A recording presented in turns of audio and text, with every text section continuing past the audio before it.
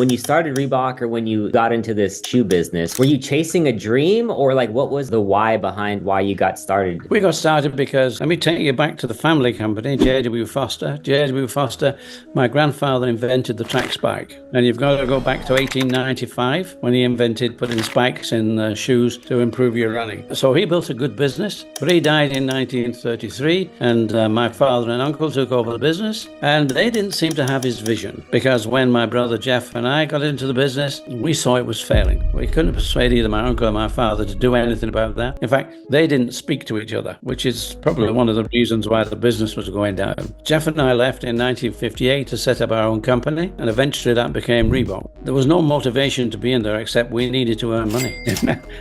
we needed a living, so that's how we started. But we also recognized the fact that my father and uncle had not taken care of the business, and Jeff and myself, when we started out, what we needed to recognize the fact that you can start a business, but you've got to push it forward. You've got to keep it motivated. You've got to keep it going. We recognized that. And so eventually Reebok became number one. We overtook Adidas and we overtook Nike in the late 80s, and we became the number one athletic shoe company globally.